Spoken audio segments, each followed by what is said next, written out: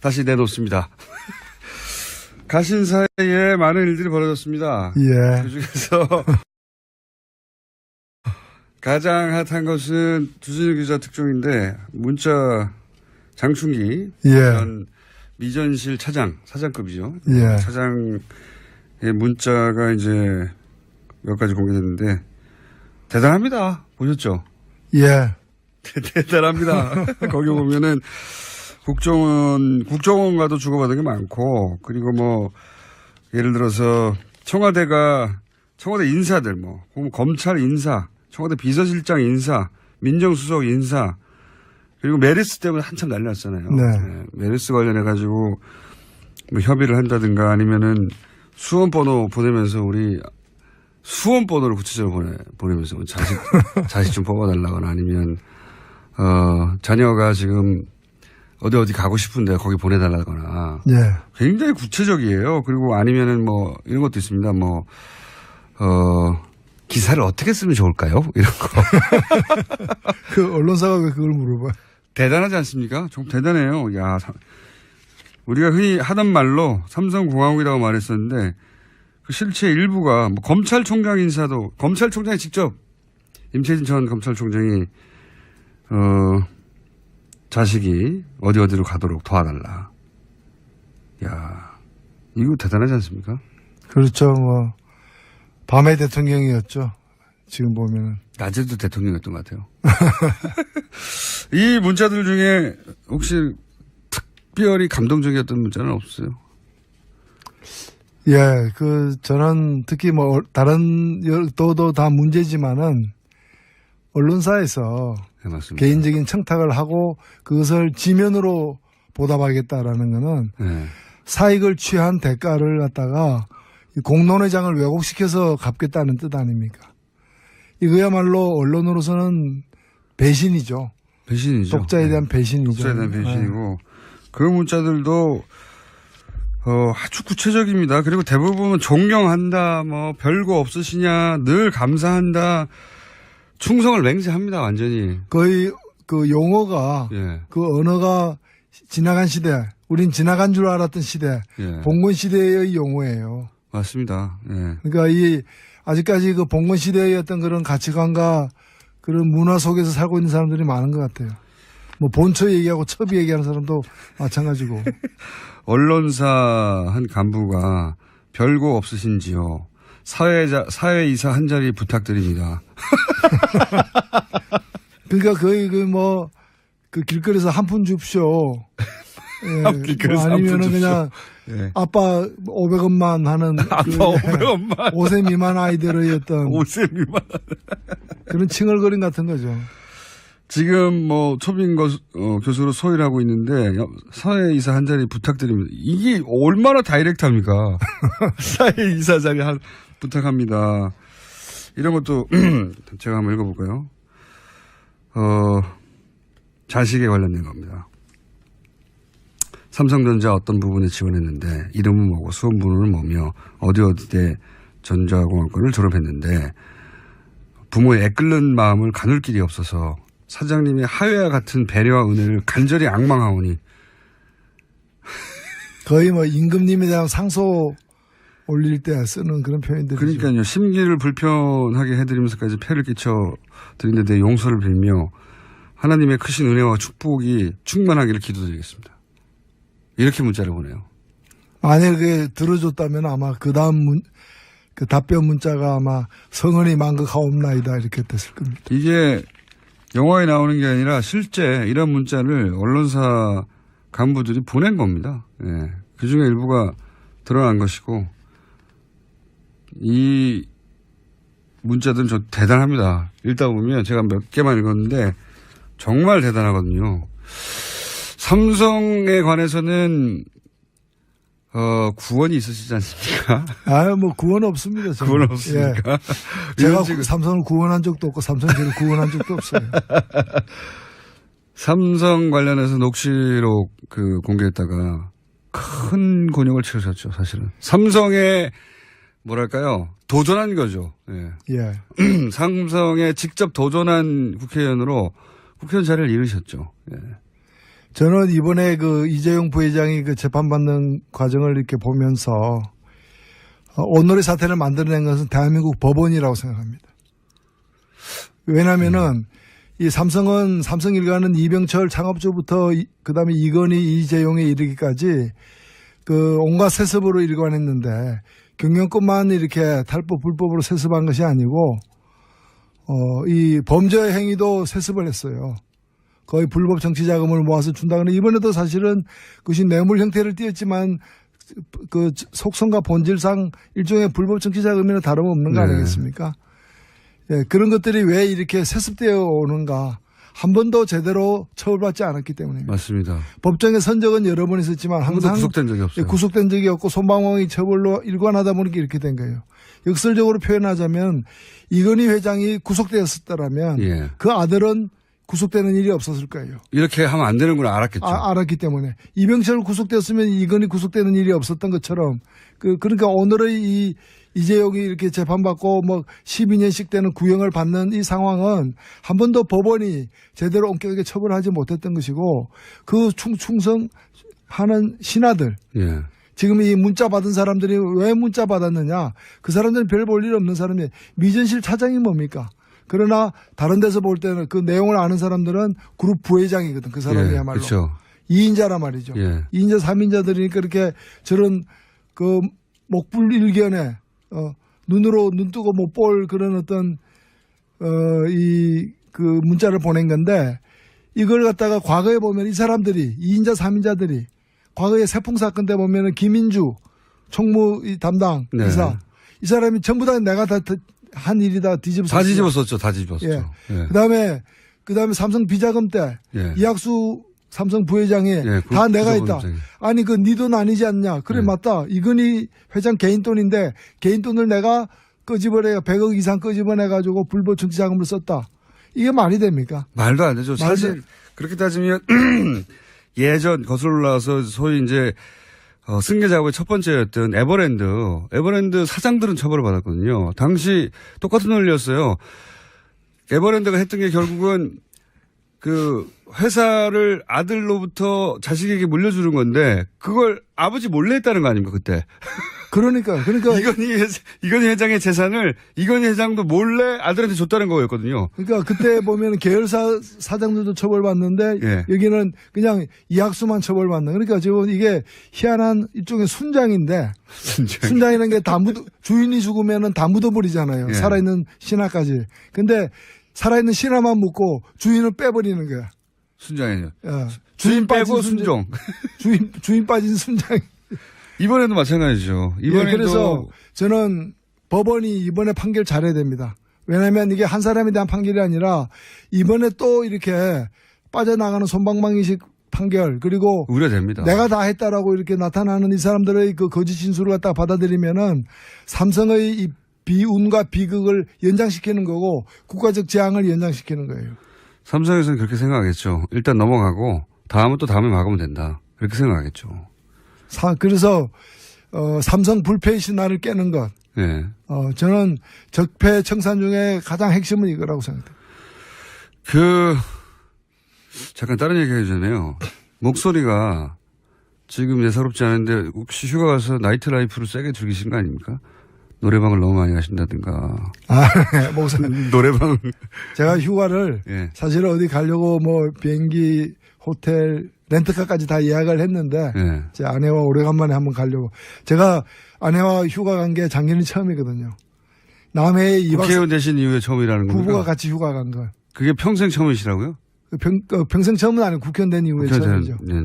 처음인데 작년에 그냥 1박하고 호출당해가지고 그냥 휴가 끝내고 불려왔어요. 네. 이번에는 제대로 가려고 했는데 생각을 바꿨어요. 어떻게 해요? 우리 가지 말고 가서 뭐 뻔한 건데 네. 좀 뭐 음식 맛있는 거 찾아서 먹으러 다니고 경치 좋은 데 구경하고 그다음에 쉬는 건데 네. 그렇게 뭐 썩 끌리지도 않고 멀리 가지 말고. 멀리 가지 말고 그냥 집에서 네. 그냥 굶자. 그게 뭡니까?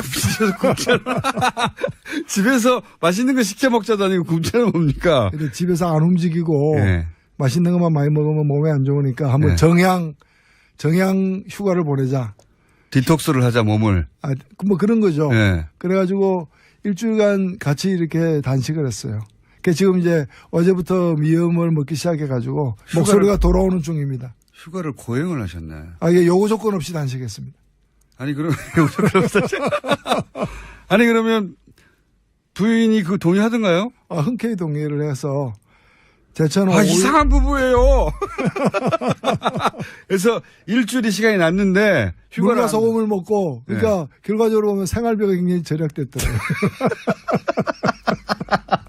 일주일간 물과 소금만 먹고 단식을 하셨다고요? 예. 7kg. 7kg 받으셨어요? 이야. 만족하시고. 아주 기분이 좋아요. 본인만 만족하시는 건 아니고요? 돈 굳었다고? 아니요. 그러니까 이 흰죽 한 그릇이 얼마나 소중한지. 네. 간장은 왜 이렇게 맛있는지 이런 걸 이제 왜 이렇게 맛있는지. 간장의 재발견 뭐 이런 거죠. 저희가 다음 주 오시면 고기를 보충해 드릴게요. 그래서 목이 지금 잠기신 거구나. 예, 이제 풀리고 있습니다, 이제. 원래 단식을 단 한 번도 해본 적이 없어가지고 단식을 일주일 하면 목이 잠깁니까?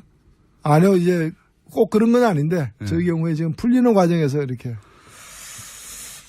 이상한 휴가를 보내시고 돌아오시도록 하죠. 아주 이상한 부부예요. 저희 한번 모셔야 되겠습니다. 정말로 만족스러워 하시는지. 그래요? 자, 삼성 이야기 더 중요한데 안 계시는 동안 또 안철수 전 대표의 당권 도전이라고 하는 굉장히 드문 사건이 하나 벌어졌습니다. 굉장히 드문 사건이에요. 이렇게 대선 끝나고 채 3개월이 되기 전에 대선 후보가 이런 반대를 무릅쓰고 다시 출마하는 건 굉장히 이례적이거든요. 홍준표 대표 같은 경우에는 원했어요. 일부에서 나오라고 네. 굳이.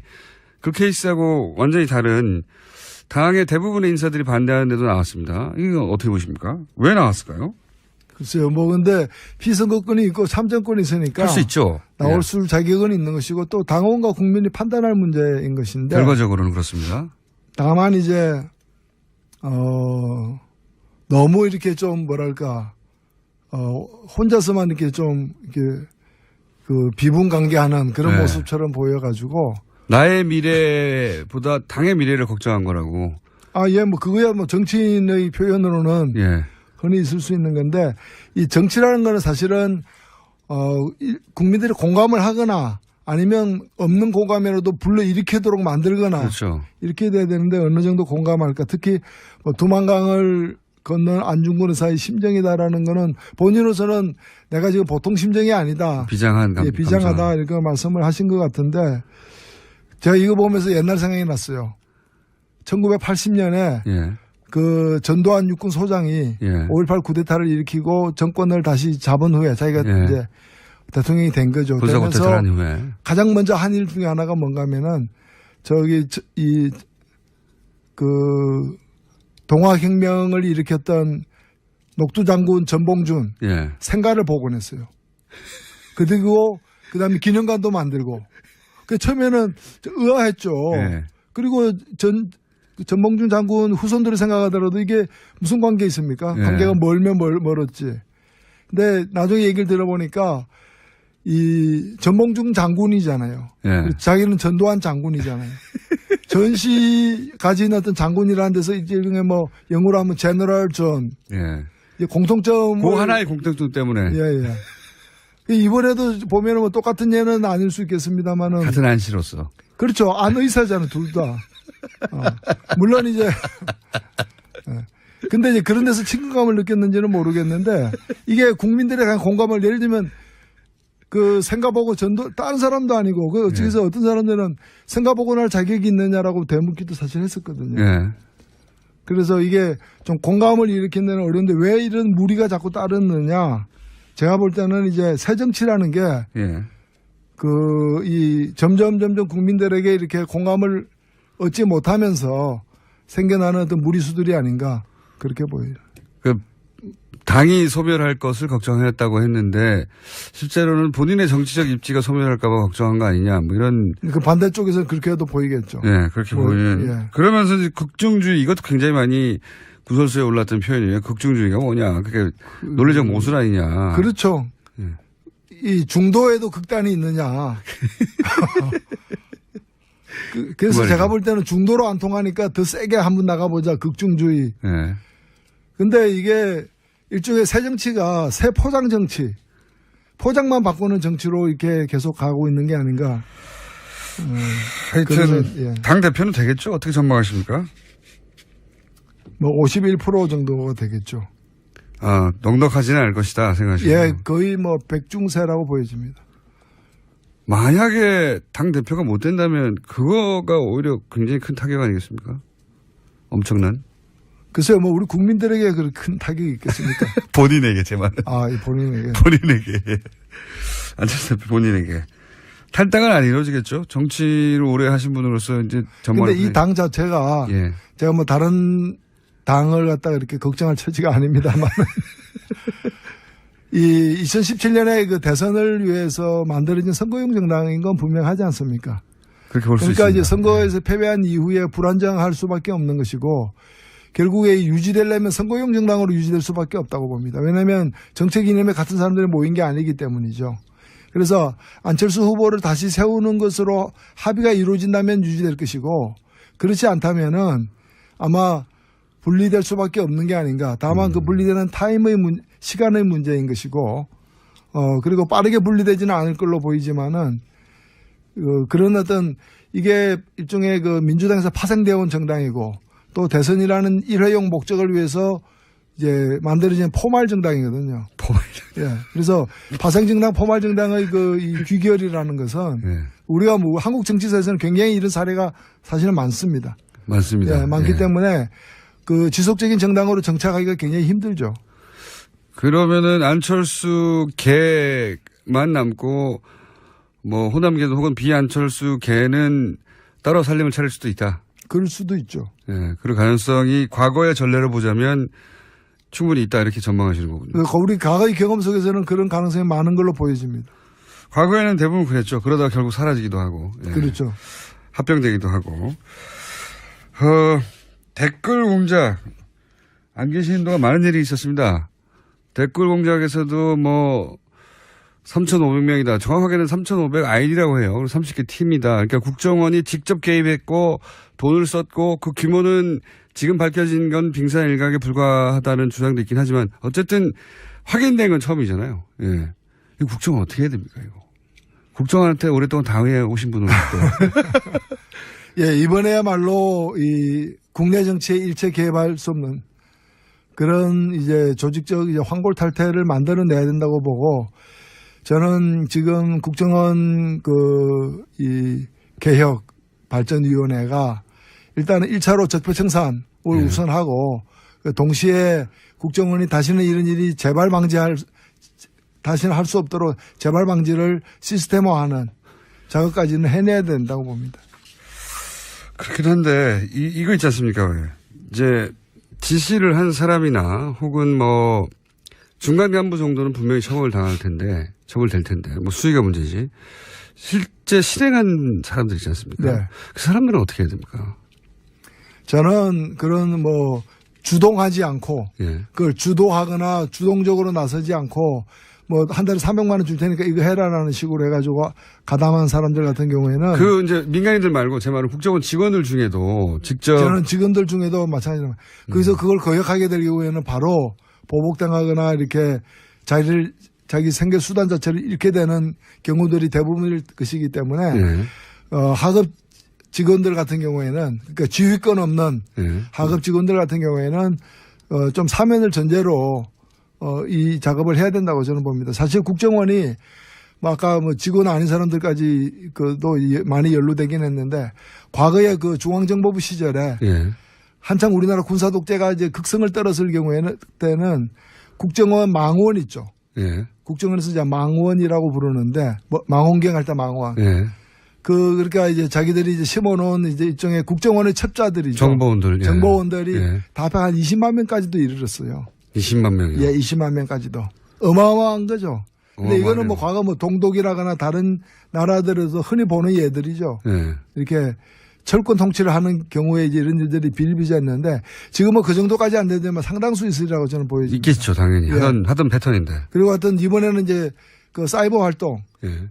ASMS를 포함해서 이제 온라인 활동을 하는 부대가 이제 지금 얘기되는 것만 해도 아까 3,000이라고 그랬지만 네네. 30개라고 하면 한 팀이 뭐 최소 인원이 2명이라 그러는데 예. 60명 이상이 되는 거고 그와 연관된 사람이 얼마나 많겠습니까? 하는 뭐 대대변경 정도는 될 수 있다고 보여지는데 그래서 이 부분에 관해서 제대로 이번에도 보면은 지금 어제분가요? 그 제보를 받기로 했지 않습니까? 예. 그만큼 직접 수사하는 것을 뛰어넘는 범위로 일이 광범위하게 이루어졌다는 걸 의미하는 바라고 저는 생각되고 그래서 이 소극적으로 수동적으로 일에 임한 사람들 같은 경우에는 적절한 정sak 참작이 필요하다고 봅니다. 말단의 그렇죠. 경우에는 예. 지휘권이 없는. 이 댓글 사건이 결국 이명박 전 대통령까지 갈까요? 당연히 가야 되지 않겠습니까? 이명박- 저희가 볼 때는 예. 뭐 이거는 차 안 갈아타고 바로 갈 것 같은데요.